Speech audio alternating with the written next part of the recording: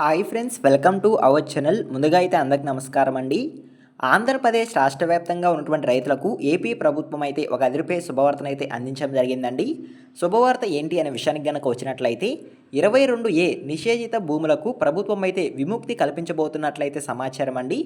వారి పేరు మీదుగా ఈ భూములు మార్చుకునేందుకు అవకాశం అయితే కల్పించబోతున్నట్లయితే సమాచారం. ఈ భూములకు సంబంధించి ప్రస్తుతం అయితే రిజిస్ట్రేషన్స్ అనేవి ప్రారంభం కావడం జరిగిందండి.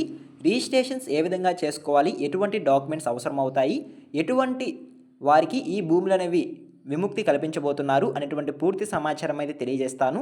ఈ వీడియోని మీరు ఎక్కడా స్కిప్ చేయకుండా చూడండి, అప్పుడే మీకు పూర్తి సమాచారం అర్థమవుతుంది. మన ఛానల్ని ఎవరైనా మొదటిసారి చూస్తుంటే ఛానల్ చూసి కంటెంట్ నచ్చినట్లయితే సబ్స్క్రైబ్ చేసుకొని పక్కనే ఉన్న బెల్ ఐకాన్ ఆన్లో పెట్టుకోండి.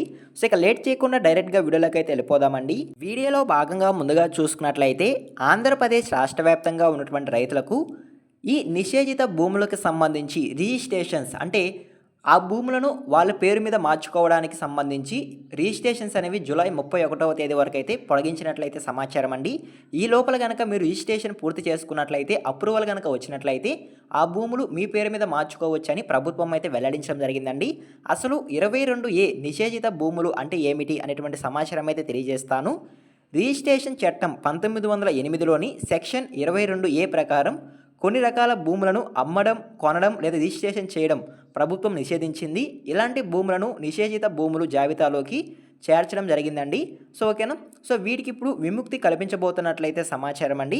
సో ఏ విధంగా విముక్తి కల్పించబోతున్నారు, ఎవరికి ఈ భూములు ఇవ్వబోతున్నారు అనేటువంటి సమాచారం అయితే తెలియజేస్తాను. ఈ జాబితాలో ఉన్నటువంటి భూములను ఎవరు అమ్మలేరు, కొనలేరు, రిజిస్ట్రేషన్ చేయలేరండి. ఇది సాధారణంగా ప్రభుత్వ భూములు, వివాదాస్పద భూములు, అసైన్మెంట్ భూములు ఉంటాయనైతే సమాచారం. సో ఈ భూములను ఎవరు అమ్మలేరు, కొనలేరు, రిజిస్ట్రేషన్ చేయలేరు. సో ఓకేనా.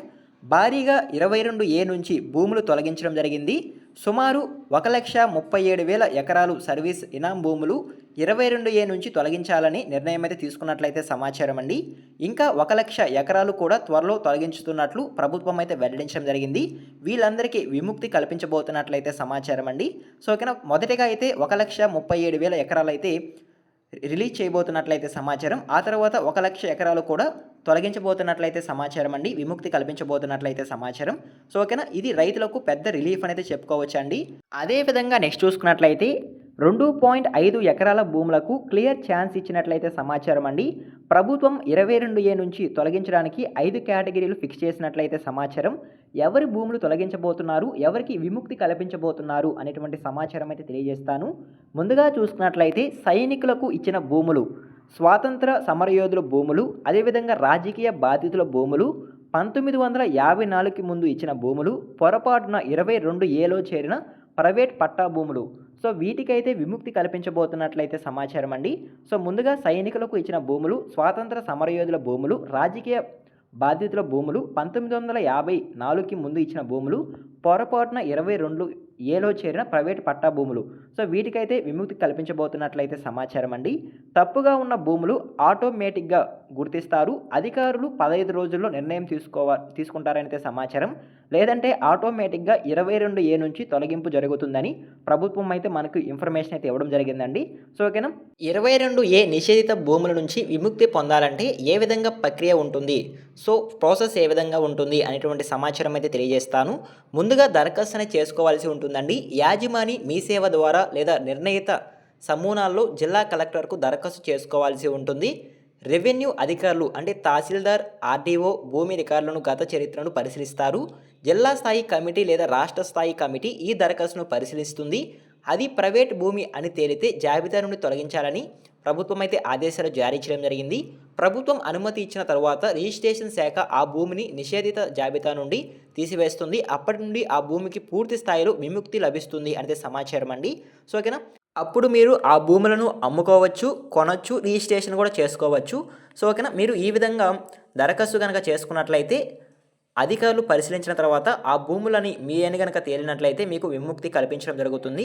సో ఓకేనా. సో ఈ విధంగా 22A నిషేధిత భూములకు సంబంధించి ప్రభుత్వం అయితే విముక్తి కల్పించబోతున్నట్లయితే సమాచారం అండి. సో ఓకేనా, మీకు అర్థమైంది అనుకుంటున్నాను. ఈ విధంగా ఒక తాజా సమాచారం అయితే రావడం జరిగింది.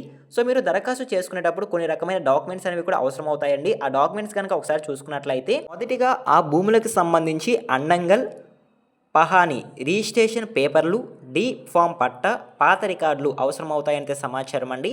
మీ భూమికి సంబంధించి ఏదైతే డాక్యుమెంట్స్ అనేవి మీ దగ్గర ఉంటాయో ఆ డాక్యుమెంట్స్ అనేవి మీరు తీసుకెళ్లాల్సి ఉంటుంది. తీసుకెళ్ళిన తర్వాత సో మీరైతే రిజిస్ట్రేషన్ అది కంప్లీట్ చేసుకోవచ్చు మీ సేవా కేంద్రాల ద్వారా అయితే. సో ఓకేనా, మీకు అర్థమైంది అనుకుంటున్నాను. సో ఈ విధంగా 22 నిషేధిత భూములకు సంబంధించి ఒక తాజా సమాచారం అయితే రావడం జరిగింది. ఈ ఇన్ఫర్మేషన్ కనుక మీకు నచ్చినట్లయితే లైక్ చేయండి. ఇలాంటి లేటెస్ట్ అప్డేట్స్ కొరకు మన ఛానల్ని సబ్స్క్రైబ్ చేసుకొని పక్కన ఉన్న బెల్ ఐకాన్ అయితే ఆన్లో పెట్టుకోండి. ఈ వీడియో మీరు ఎన్ని వరకు చూస్తుంటే థ్యాంక్ యూ ఫర్ వాచింగ్.